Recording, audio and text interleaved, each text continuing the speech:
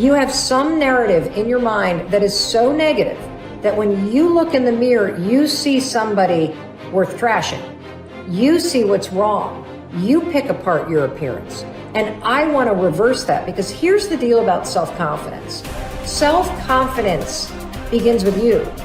You realize the word self is in there, right? I can't give you confidence. I can give you a little boost. I can give you tools. I can encourage you. But confidence is forged in fire. It's something that's within you. And here's the thing I want you to realize about confidence. You are a confident person. That's why you miss feeling that way. You can only miss what you know. You've just been blocked from the feeling of it. And wherever you are right now in your life, I'm telling you, confidence is in there. You just got to figure out how to tap into it. If you're holding on to something that does not serve you, you are making a terrible error. It's going to cause all kinds of problems. You may blame other people or other things. You may blame the situation. It's you are the cause of the problem. The man that told me to pick up this book and read it, Ray Stanford, he had a saying. He used to say to me, Bob, you're the only problem you'll ever have, and you're the only solution. I think it might have taken me 5 years to understand it. But I do understand it. And you know something? I am the only problem I'll ever have, and I am the only solution. Don't hold on to anything that is not serving you. Reject it. You know the beautiful part about having an inductive reasoning factor? That's the part that chooses thoughts. You can accept or reject. The beautiful part of your mind, you can accept or reject anything that comes into your world. Accept or reject it. It's a choice. Don't hold on to anything that is not serving you. If we play the victim role, then we are using our personal power to be helpless. If we decide to accept responsibility, then we don't waste time blaming somebody or something out there. Some people feel guilty for creating illness or poverty or problems. They choose to interpret responsibility as guilt.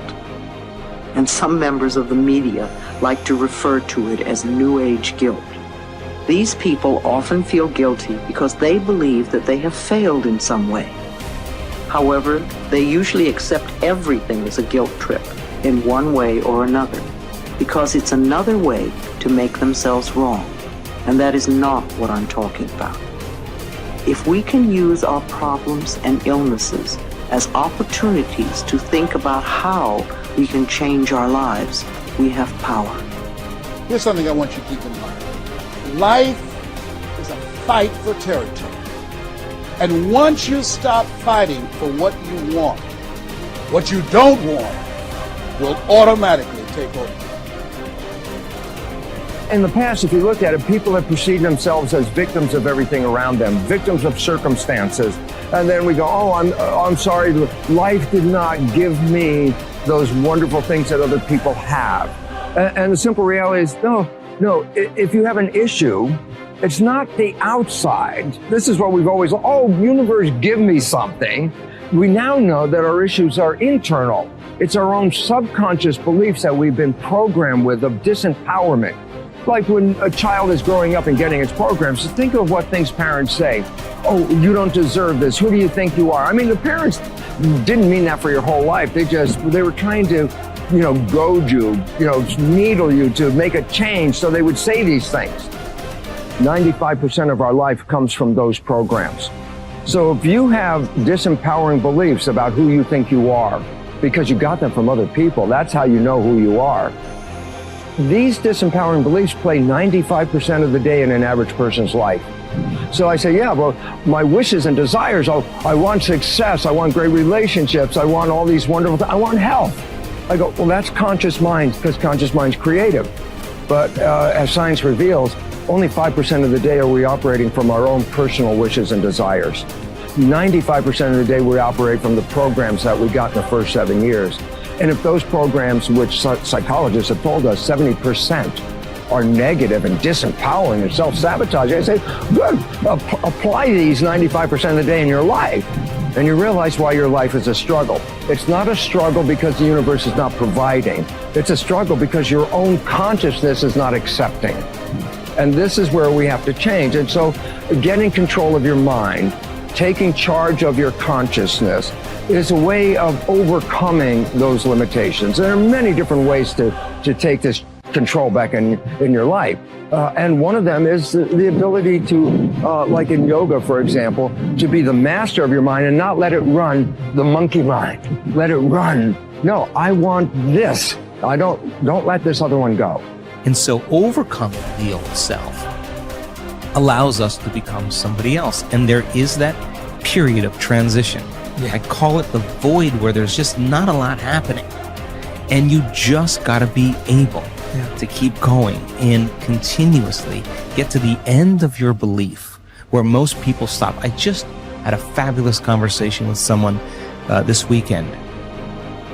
Broke through to the other side, and now there's so much magic happening around this person, but she's worthy now to receive it. And that is the key, because the universe only gives us what we think we're worthy of receiving. So we got to become initiated into this and understand it. Thousands of years of programming that says that we have to change things matter to matter, in three-dimensional reality, and it will take time. But to begin to connect to that resource called the quantum field and create from the field instead of from matter, there's a lot of unlearning that has to go on. You have to really begin to mentally rehearse. Like, so you ask yourself at the end of your day, I do this every day. How'd I do? How'd I do today, bro? How'd you do? Did you do good? Where'd you fall from grace? What was it that caused you to go unconscious for the rest of the day? Like, what was that moment?